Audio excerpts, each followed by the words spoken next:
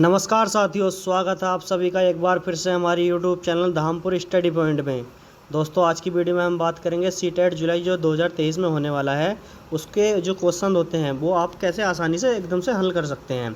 तो उसके जो टैग वर्ड्स होते हैं, यानी कि उसमें कुछ वर्ड्स होते हैं जो पॉजिटिव और निगेटिव, यानी कि जब आप ऑप्शन देखेंगे तो उसमें आपको पता चलेगा कि ऑप्शन से आप कैसे उस क्वेश्चन को आसानी से सॉल्व कर सकते हैं। दोस्तों, 5 मिनट की ये वीडियो होगी और ये आपके लिए रामबाण साबित हो सकती है। तो दोस्तों, वीडियो को अंत तक ज़रूर देखें ताकि आपको पता चल जाए कि जो सीटेट में सीडीपी होती है, जो एक सब्जेक्ट है, उसमें पॉजिटिव और निगेटिव वर्ड्स को हम कैसे पहचानेंगे और वे वर्ड्स कौन कौन से होंगे और उसके सहायता से हम क्वेश्चन को कैसे हल करेंगे। वीडियो में अंत तक जरूर बने रहे। दोस्तों, अगर आपको वीडियो पसंद आए तो वीडियो को लाइक करें, शेयर करें और कमेंट करके बताएं कि आपको हमारी वीडियो कैसी लगी। और दोस्तों, चैनल को सब्सक्राइब करना ना भूलें। चलते हैं आगे। तो सबसे पहले दोस्तों हम बात करेंगे पॉजिटिव टैग वर्ड्स की। जो भी ऑप्शंस होते हैं, आपको हम ऐसी एक ट्रिक बताएंगे लास्ट में जिससे आप बहुत ही आसानी से उस क्वेश्चन को हल कर सकते हैं। क्योंकि दोस्तों, अब अगस्त में सीटेट होने वाला है, लेकिन इसका नाम है सीटेट जुलाई 2023। तो उसमें जो पॉजिटिव वर्ड्स हैं वो कैसे पहचानेंगे आप। तो सबसे पहले जो है वो है, पहला पॉजिटिव वर्ड्स है बाल केंद्रित शिक्षा। दोस्तों, आपको पता ही होगा जो नेशनल एजुकेशन पॉलिसी है 2020 की, उसमें बाल केंद्रित शिक्षा पर कितना बल दिया गया है। तो दोस्तों, जिस ऑप्शन में भी सीडीपी के बाल केंद्रित शिक्षा पर अधिक जोर दिया गया है तो आप उसको बिना देखे उसमें आप उस ऑप्शन को टिक कर सकते हैं और ये ऑप्शन जो है आपका सही होगा 100%। नेक्स्ट टैग वर्ड से दोस्तों आंतरिक प्रेरणा। दोस्तों, क्वेश्चन जब आएगा तो उसमें बच्चों के लिए प्रति दिखाया जाएगा कि क्या क्या बच्चे कर सकते हैं। तो दोस्तों, जो बच्चों में जब तक आंतरिक प्रेरणा नहीं होगी, यानी कि इंटरनल मोटिवेशन नहीं होगा, तो वह जो है बच्चा विकास नहीं कर सकता अपना, ना ही वह कुछ सीख सकता। तो दोस्तों, जिस ऑप्शन में भी आंतरिक प्रेरणा पर अधिक जोर दिया गया है तो उसको आप सही कर सकते हैं पॉजिटिव वे में। अगर नेगेटिव वे में से तो नहीं करोगे, अगर करोगे तो ऑप्शन सही हो जाएगा। ठीक है दोस्तों। नेक्स्ट है दोस्तों करके सीखना। बच्चे जो हैं वो करके सीखते हैं, यानी कि जब प्रैक्टिकल वगैरह करते रहते हैं तो बच्चे उसको ज़्यादा सीखते हैं। सीखने की मतलब जो व्याख्यान विधि है जिसमें केवल टीचर व्याख्यान करता है, उसकी अपेक्षा जो बच्चे करके अधिक सीखते हैं। तो दोस्तों, इस पर अगर जोर दिया गया है करके सीखने पर, तो आप उसको भी चूज़ कर सकते हैं। ये भी आपको अधिकतर क्वेश्चन में सही साबित होगा। नेक्स्ट है दोस्तों अंतःक्रिया। बच्चे जो है अंतःक्रिया से सीखते हैं। तो नेक्स्ट है दोस्तों, बहुत ही मोस्ट इंपॉर्टेंट है विविधता। विविधता ऐसी चीज़ है, यानी एक कक्षा है कोई, उसमें जो है ना विभिन्न प्रकार के बच्चे आपको दिखाई देंगे। तो टीचर को क्या करना है, उनकी विविधताओं को ध्यान में रखते हुए उन बच्चों को उनके जो अधिक शिक्षण अधिगम कराना है। तो विविधता जिस वाले ऑप्शन में भी होगा आप उसको ट्रिक कर सकते हैं। नेक्स्ट है समावेशी शिक्षा। जिस ऑप्शन में समावेशी शिक्षा पर जोर दिया गया हो, यानी समावेशी शिक्षा क्या होती है, जब कोई टीचर पढ़ाता है अपने बच्चों को तो वह जो है सारे बच्चों की विविधताओं को ध्यान में रखते हुए उनको ऐसी शिक्षा देता है जो उनके इंटरनल जो मोटिवेशन होता है वहाँ तक पहुँच सके। तो ये ऑप्शन आप टिक कर सकते हैं। सतत और व्यापक मूल्यांकन। जो आप मूल्यांकन करेंगे, जैसे कि एग्ज़ाम होता है तो आपको योगात्मक मूल्यांकन नहीं करना, क्योंकि योगात्मक मूल्यांकन होता है निगेटिव वर्ड्स। तो सतत और व्यापक मूल्यांकन पर जिसमें भी जोर दिया गया हो, यानी कि उसको फोर्स किया गया हो, तो वह ऑप्शन आपका सही होगा। नेक्स्ट है दोस्तों अधिगम के लिए आकलन। अधिगम क्या होता है, अधिगम होता है सीखना, शिक्षण अधिगम। ठीक है दोस्तों, जहाँ पर भी अधिगम के लिए आकलन होगा वह पॉजिटिव टैग वर्ड्स होगा और वह ऑप्शन आपका 100% सत्य होगा। नेक्स्ट है दोस्तों पूर्व ज्ञान। बच्चे जो है अपने पूर्व ज्ञान से बहुत अधिक सीखते हैं, जो कि उन्होंने परिवार में और परिवेश से अपने सीखा है। अगर उसको कक्षा में उसको कनेक्ट करके सिखाया जाए तो वह उसके लिए पॉजिटिव साबित होगा। और दोस्तों, ये ऑप्शन अगर पूर्व ज्ञान पर बच्चों के ऑप्शन में दिया गया है कि पूर्व ज्ञान पर जोर दिया गया है, तो वह उसका ऑप्शन सही होगा। नेक्स्ट है दोस्तों त्रुटियाँ। त्रुटियाँ क्या होता है, जब भी बच्चा कोई सीखने की कोशिश करेगा तो उसमें त्रुटि तो आएंगी ही। तो जिसमें भी त्रुटियों पर बल दिया गया है कि बच्चे त्रुटि करके सीखते हैं, तो वह ऑप्शन अभी आपका अधिकतर केस में सही होगा। नेक्स्ट चलते हैं। नेक्स्ट है दोस्तों, जो भी क्वेश्चन आएगा उसमें अगर परिवर्तनशील या प्रगतिशील शिक्षा, दोस्तों ये ऐसा है कि ये पॉजिटिव टैग वर्ड्स हैं। तो जिसमें भी प्रगतिशील शिक्षा पर और परिवर्तनशील शिक्षा पर जोर दिया गया है उस ऑप्शन को आप टिक कर सकते हैं। तो उसको आपको बेनिफिट्स मिलेगा, वह ऑप्शन अधिक से अधिक सही होने की चांस होते हैं। नेक्स्ट है लचीलापन और गतिशीलता। जो शिक्षक होता है वो बच्चों के प्रति लचीलापन होना चाहिए, यानी कि वह कठोर नहीं होना चाहिए, और उसमें गतिशीलता होनी चाहिए कि बच्चों को अधिक से अधिक कैसे सिखाया जा सकता है।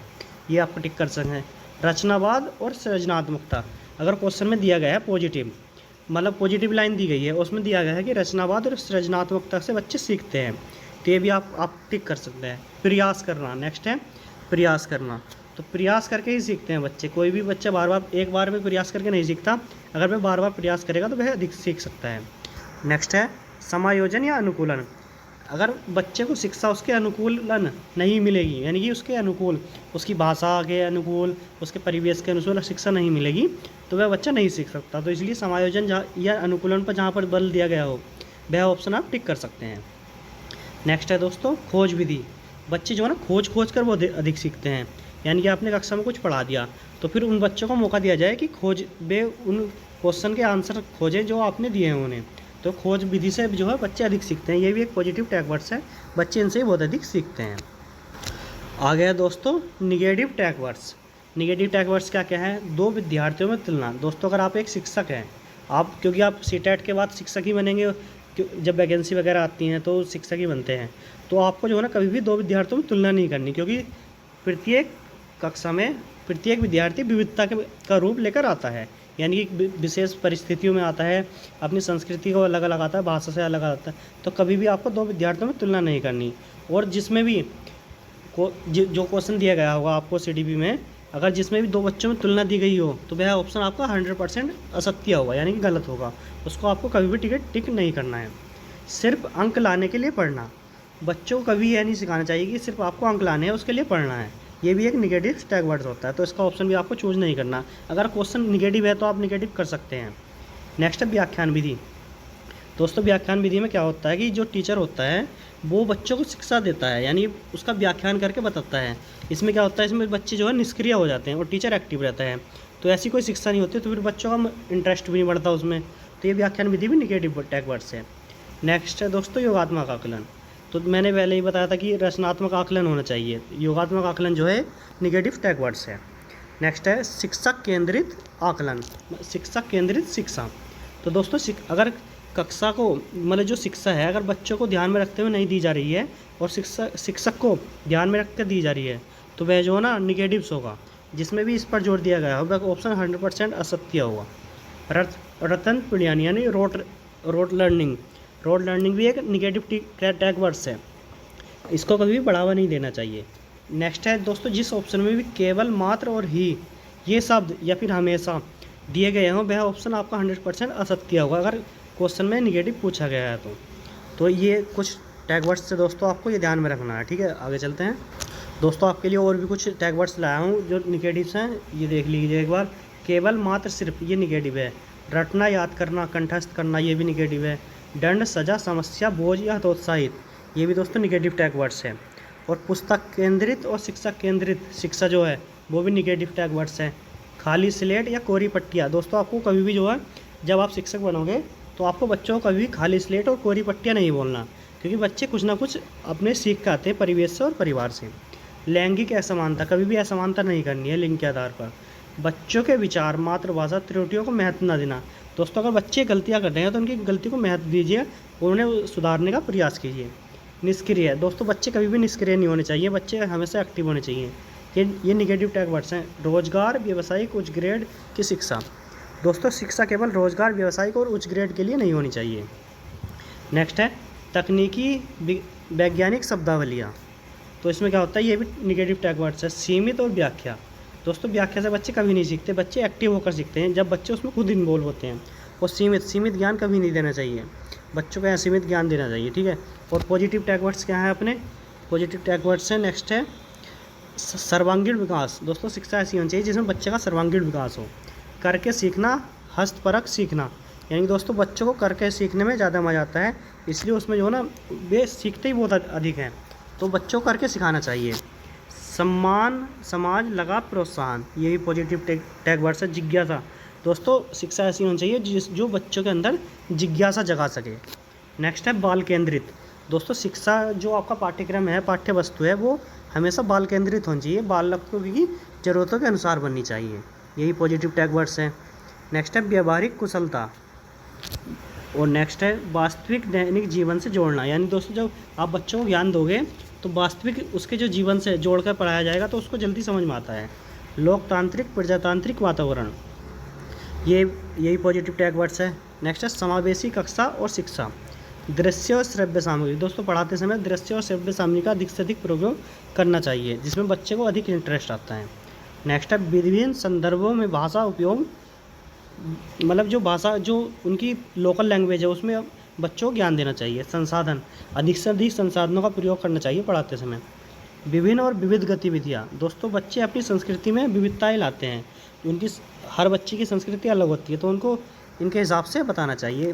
तो दोस्तों ये कुछ टैग वर्ड्स थे आपके नेगेटिव और पॉजिटिव। दोस्तों ये 10 मिनट की वीडियो हो गई, 5 मिनट शॉर्ट्स था लेकिन। तो चलते हैं आगे।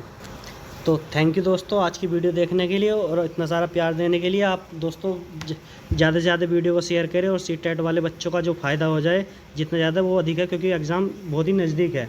अगस्त में एग्ज़ाम है, 1-1.5 महीना बचा है, ठीक है। और दोस्तों वीडियो को ज़्यादा से ज़्यादा शेयर करें और कमेंट करें, लाइक करके बताएं, ठीक है दोस्तों। और एक लास्ट में एक ट्रिक बताना, CTP में जो भी क्वेश्चन होगा अगर उसमें ऑप्शन जो सबसे लंबा होगा वो 90% चांस है उसके वो मतलब सही होगा।